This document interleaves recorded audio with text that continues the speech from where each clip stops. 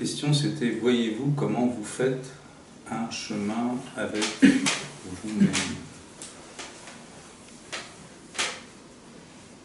Voyez-vous comment vous faites encore un chemin avec vous-même?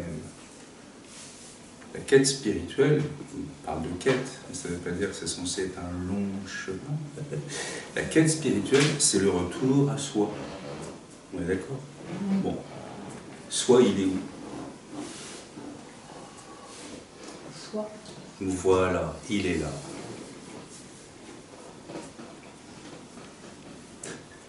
Quel est le chemin? Vous voyez, il y a de quoi rigoler, quoi, non? Franchement.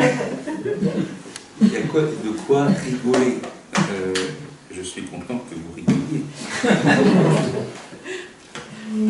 La distance avec soi-même, c'est celle qu'on met, tout simplement.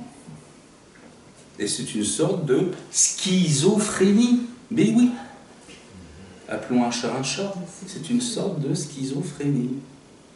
Le personnage n'est juste que notre double, l'ami imaginaire, voilà. Il n'a jamais existé. Et curieusement, c'est lui qui veut nous retrouver. C'est formidable, ça. Hein. Parce qu'on se projette en lui. Parce qu'on se projette en lui. Ouais. En fait, c'est quelque chose que j'ai entendu plusieurs fois là, tout à l'heure. Je vois qu'on recherche quand même une sorte d'état qui confirme la fin de ce truc-là, de cette soi-disant quête. Mais ce n'est pas un état qui va vous le confirmer. Qui sont les états pour confirmer les choses? Qui sont-ils? Pourquoi se chercher dans un état?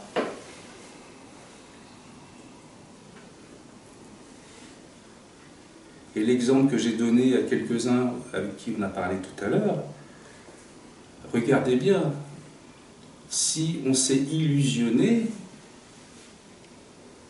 c'est parce qu'on a cru devenir autre chose que celui qu'on est.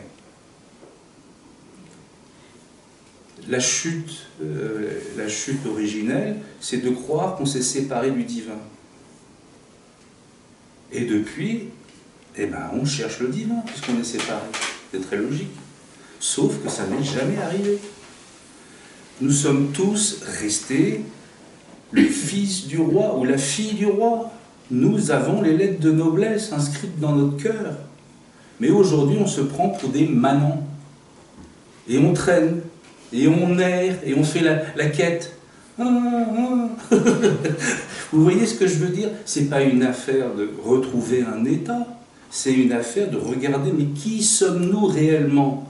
Donc ça se passe au niveau de notre identité fondamentale. Tant que vous ne regarderez pas votre identité fondamentale, c'est évident que vous allez vous chercher, puisque vous vous croyez différent. Mais le fils et la fille sont consanguins du roi et de la reine, non? Consanguins. Ils ne sont pas séparés. Ils ont les lettres de noblesse, et quand bien même leurs états seraient pourris ou merveilleux, ça n'a rien à voir. Ça n'a rien à voir. N'allez pas chercher une réponse là où il n'y en a pas.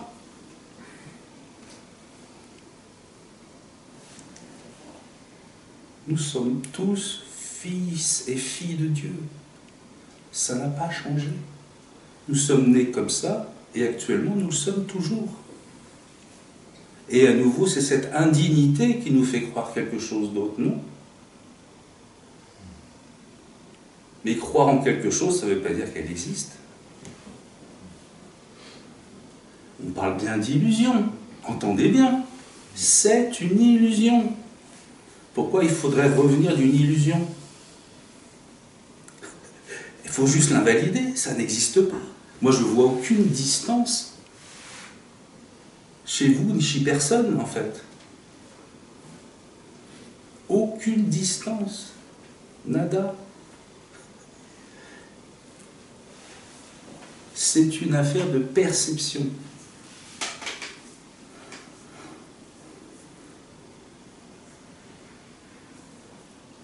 pour ça que des fois j'ai demandé, et si c'était déjà fini en fait depuis longtemps, vous voyez? Et si vous étiez déjà à la maison et que jamais vous l'aviez quitté, juste en imagination.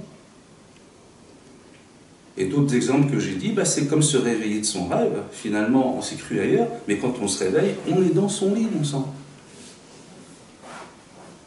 Et on a toujours été dans un lit confortable, malgré les cauchemars et tout ce qui s'est passé. Regardez bien.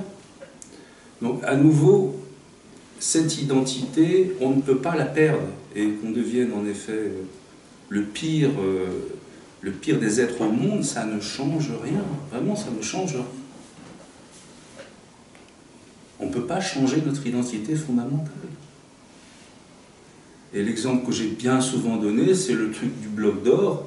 L'or, on peut en faire une sculpture pourrie, on peut en faire une chose merveilleuse, mais l'or est toujours l'or. Qu'il soit sculpté de façon très magnifique, voilà, ou mal formé comme une crotte, c'est de l'or. Sa nature d'or n'est pas affectée. Vous entendez? Qui sommes-nous pour changer la nature de l'or?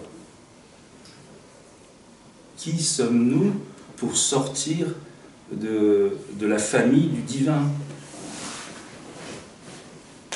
Avons-nous ce pouvoir? Je ne crois pas.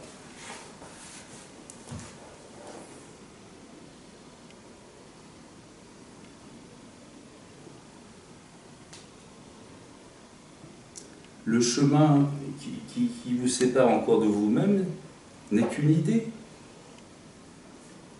Oui, c'est romantique l'idée d'un chemin. Mais c'est comme si on ne voulait pas assumer celui qu'on est. Vous êtes porteur du divin, c'est déjà comme ça. C'est dommage d'ailleurs de procrastiner et de ne pas le proclamer. Mais oui. Mettez vos cœurs en route et faites qu'ils rayonnent sans délai. Vous en profiterez, tout le monde en profitera, croyez-moi. Sinon, il est comme mis au frigidaire, voilà, et on attend. Ah, c'est pas l'heure. Ah, j'ai des trucs à faire entre-temps. C'est bien dommage. On n'est plus si jeune. On n'est plus si jeune. Assumez votre noblesse. Fils et filles de noble famille, dit-on. Dans le bouddhisme, on dit ça. Fils et filles de noble famille.